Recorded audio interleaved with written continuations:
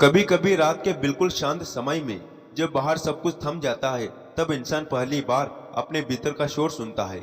वही शोर जो दिन भर लोगों की आवाजों में दबा रहता है।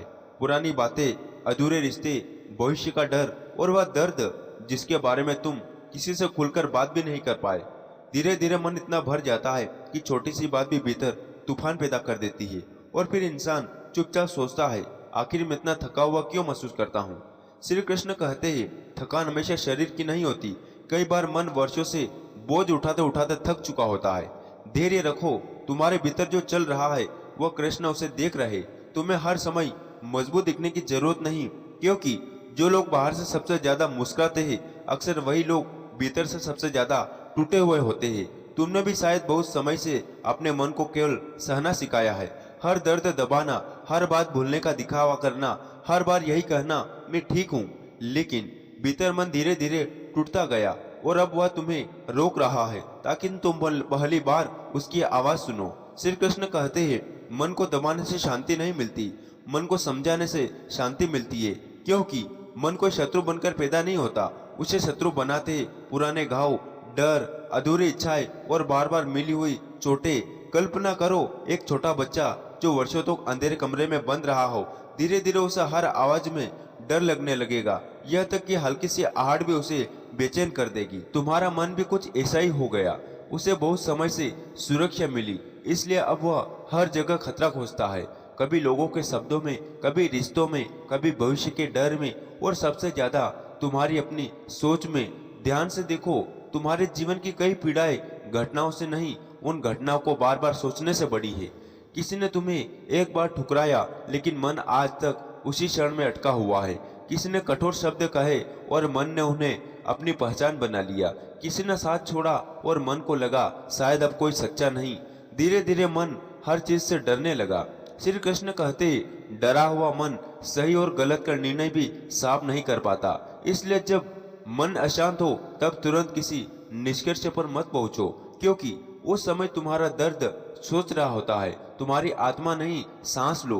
धीरे धीरे हर विचार सच नहीं होता। यह बात जितनी जल्दी इंसान समझ ले, उतनी जल्दी भीतर शांति लौटने लगती है। क्योंकि मन कई बार ऐसी कहानियां बना देता है जो वास्तव में होती ही नहीं। वह भविष्य के दुख पहले ही जी लेता है। वह उन लोगों के बारे में भी डर पैदा कर देता है जो अभी तक गए भी नहीं। वह तुम्हें बार बार सबसे बुरा सोचने पर मजबूर करता है और फिर तुम वर्तमान खो देते हो। श्री कृष्ण कहते हैं, जो मन हर समय भय में रहता है वह जीवन की सुंदरता महसूस नहीं कर पाता। इसलिए मन को केवल रोकना नहीं, उसे धीरे धीरे सुरक्षित महसूस कराना भी जरूरी है। और यही अभ्यास की शुरुआत है। हर बार जब मन भागे, उसे प्रेम से वापस लाना। हर बार जब डरे, उसे भीतर कहना, कृष्ण मेरे साथ है।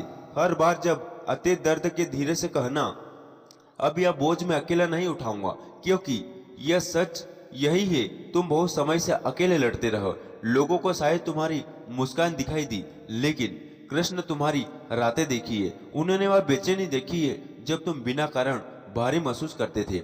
उन्होंने वह क्षण भी देखा है जब तुम भीतर से टूटे चुके थे, लेकिन बाहर सामान्य देखने की कोशिश कर रहे थे। धैर्य रखो, कृष्ण तुम्हें भीतरी मन से मुक्त कराना चाहते हैं, लेकिन उसके लिए तुम्हें भागना बंद करना होगा। कल्पना करो, एक व्यक्ति कई वर्षों तक जंगल में रास्ता खोजता रहा। वह जितना तेज भागता उतना और भटकता जाता। फिर एक दिन वह पूरी तरह से थक गया और पहली बार एक पेड़ के नीचे शांत बैठ गया। उसी मौन में उसे पास बहती हुई नदी की आवाज सुनाई दी। रास्ता हमेशा वही था, लेकिन उसके भीतर का शोर इतना ज्यादा था कि वह उसे सुन ही नहीं पा रहा था। तुम्हारे साथ भी यही हो रहा। शांति कहीं बाहर नहीं खोई, वह अभी भी तुम्हारे भीतर है। बस मन का शोर बहुत बढ़ गया है और कृष्ण अब धीरे धीरे उसी शोर को शांत कर रहे। तुम्हें हर व्यक्ति को पकड़ कर रखने की जरूरत नहीं, हर बार समझाने की जरूरत नहीं, हर समय खुद को साबित करने की जरूरत नहीं। कुछ रिश्ते जाने के लिए आते हैं, कुछ दर्द जगाने के लिए, मोर कुछ टूटने इंसान को कृष्ण के और करीब ले आते हैं। श्री कृष्ण कहते हैं, जिस दिन इंसान अपने मन का दास बनना छोड़ देता है, उसी दिन भीतर सुंदरता जन्म लेती है। और शायद तुम्हारे भीतर भी वही सुबह धीरे धीरे उतरने लगी है। लेकिन अब कृष्ण तुम्हें एक और गहरी बात समझाना चाहते हैं। मन को केवल शांत करना ही पर्याप्त नहीं होता, उसे सही दिशा देना भी जरूरी है। क्योंकि खाली मन धीरे धीरे फिर पुराने दुखों की ओर लौट जाता है। तुमने देखा होगा, जब पुराने इंसान अकेला बैठता है तो उसका मन अक्सर उसी तरह भागता है जहां उसे सबसे ज्यादा चोट मिली थी। पुराने चेहरे, पुरानी बातें, पुरानी गलतियां और फिर वही दर्द बार बार भीतर जागने लगता है।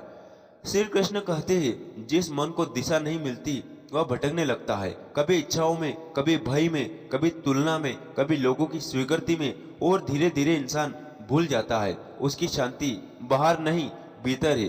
धैर्य रखो, तुम्हारा मन बुरा नहीं, बस बहुत समय से थका हुआ है। वर्षों से वह हर चीज को पकड़ कर बैठा है। जिसने क्या कहा, कौन बदल गया, किसने साथ छोड़ा, कौन वापस आएगा, मन हर चीज का उत्तर चाहता है।